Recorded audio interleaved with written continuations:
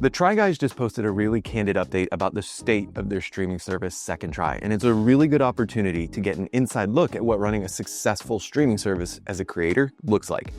There's a couple takeaways I want to point out, so we're going to look at it together, and you might come away with some ideas to try yourself. Too cheesy? Anyway. How's it going?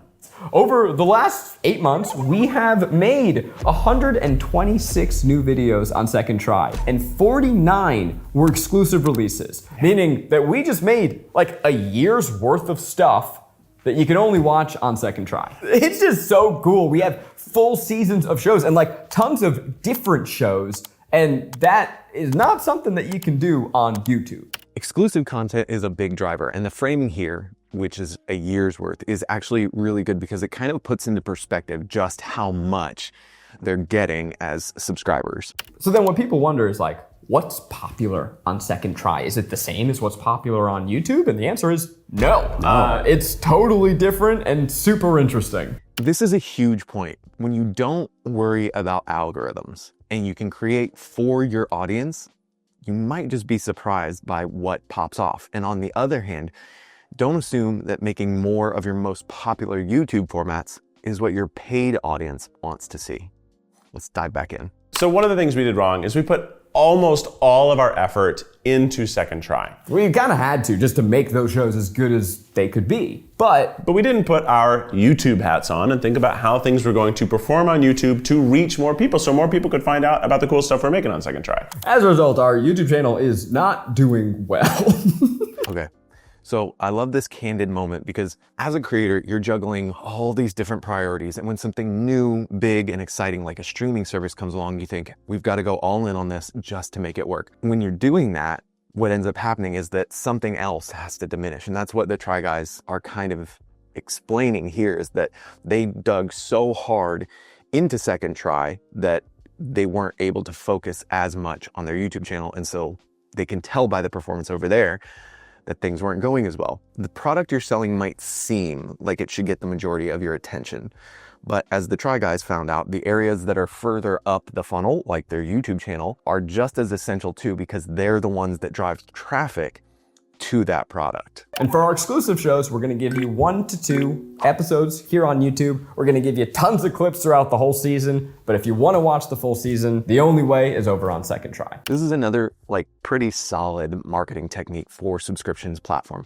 Give your audience a free sample. It's how they get me at Costco and my kids every couple weeks because there's something they try or that I try and I'm like, I didn't know that I needed black pepper truffle brie cheese in a 50-pound bag or wheel or whatever it is. This is all part of the funnel. You can't just go straight from a free social platform like YouTube direct to a streaming service and expect a conversion.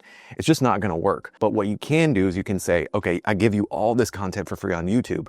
Now, this stuff that I have on my streaming platform that you have to pay for, here's a piece of that for free. So you get value as an audience member in the form of that free content, and you feel a certain level of trust and understanding between you and that creator that they provided something to you at no cost and you got value or entertainment or joy out of it. And that moved you from stage 1 to stage 2 in the funnel. And then there's another stage where you maybe want to get them to buy something like Keith's delicious hot sauces. And then from there, once they've paid you for something, even if it's a small thing that doesn't cost a lot, it's not a recurring cost, you've built trust and delivered delicious sauces, something that makes me trust you even more with my money. And that makes it even more likely that when it comes time for a subscription service, I'm going to throw my money at you anyway.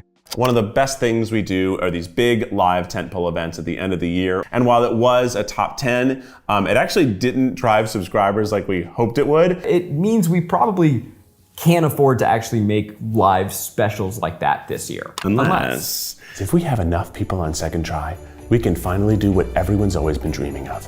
Try Guys can put on A Christmas Carol. Yeah, that's what everyone's always been asking as for. Ebenezer Scrooge. Okay.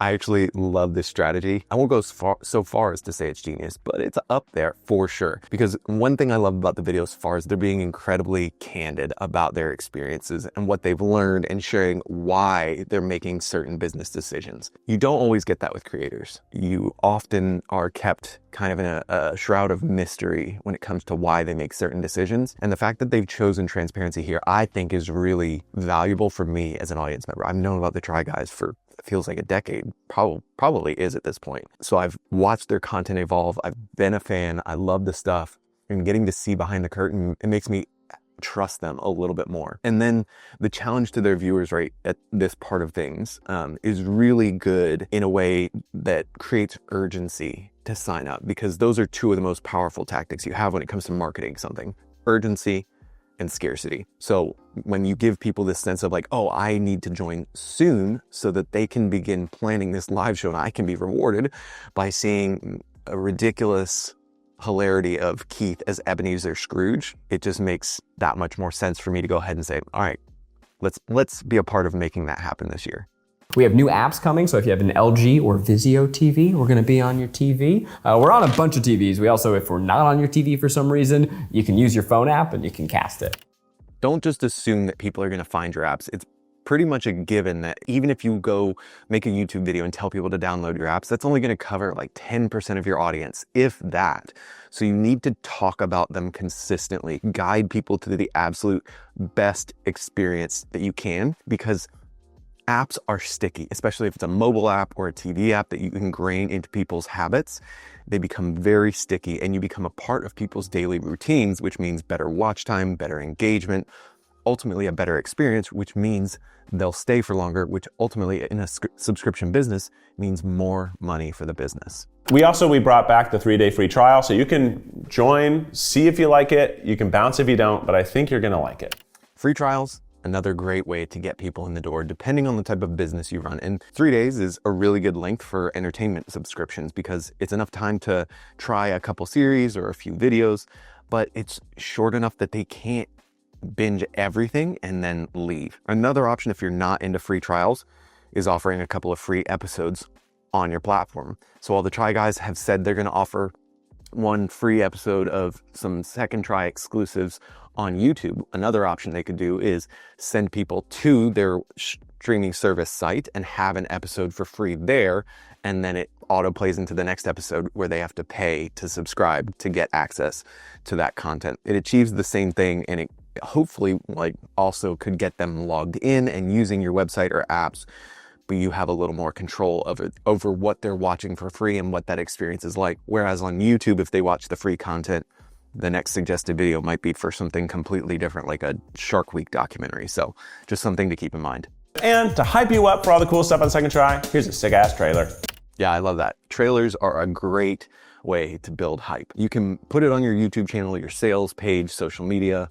They're great. We recommend keeping them short, like a minute long at most. And the reason for that is people have short attention spans and you want it to be very punchy, exciting, compelling, because you want them to feel a connection to the content and motivated at the end to go do something about that. The longer a trailer drags on, the generally less likely an internet audience is to take action. So it doesn't have to be a cinematic masterpiece like the Try Guys version, but you are introducing your platform and what it's about. And you really want to hit hard on that. Another way to hype people up that I'd like to see is a release calendar. That way fans can tell at a glance when new videos are coming out and they can access new stuff through the calendar. Calendars can also help to get those free trialers or people who are watching a trailer to stick around because it's super clear what content they're gonna get in the future. Big shout out to the Try Guys for this candid look at their business and these little nuggets of wisdom that you watching can take away easily. But before we go, what questions do you have about starting a streaming platform? Leave those in the comments below and we'll be answering every single one. Thanks so much for watching. I'll see you next time.